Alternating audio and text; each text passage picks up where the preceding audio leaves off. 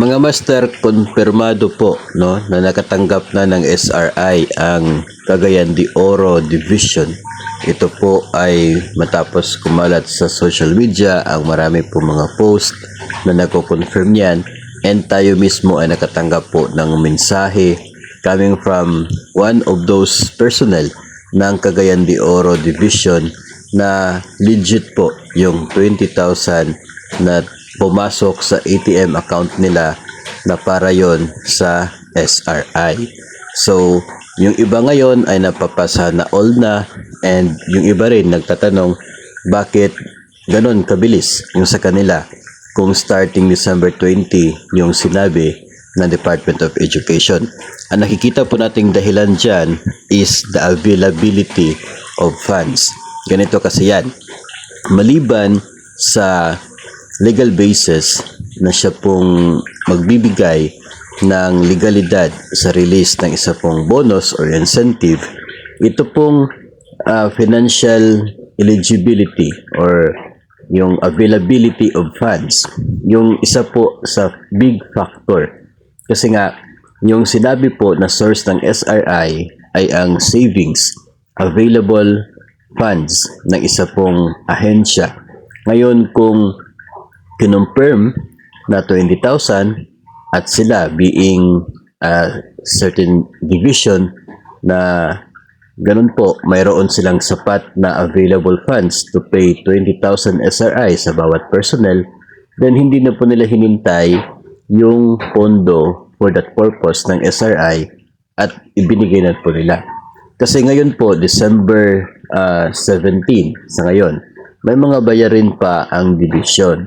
Mga bayarin until the end of the year na siguro ay while waiting sa pondo for SRI, ginamit muna yung available funds, inuna muna yung SRI, then pagdating po ng pondo for SRI, yun ang gagamitin for other mga liabilities or other po na bayarin for December.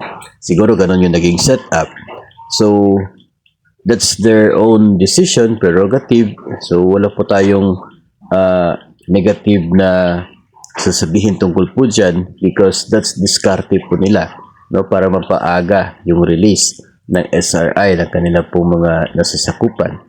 Kahit po sinabi ng DepEd na starting December 20, yung nandoon naman sa AO27 nilagdaan ni Pangulong Bongbong Marcos ay sinasabi na not earlier than December 15. So, pasok pa rin doon sa nakasaad sa AO27 yung pag-release nila ng December 16 na SRI. Kasi nga, sinabi po ng Pangulo sa AO27 not earlier than December 15. So, ganun po. Yun po nakikita natin na basis or baka dahilan kung bakit maaga sila po nag-release. And yung iba po kasi mga agency, may mga nagpadala po sa atin ng screenshot ng ilang po mga documents na may paparating na SARO, Sub Allotment Release Order, para po sa kanilang rehiyon.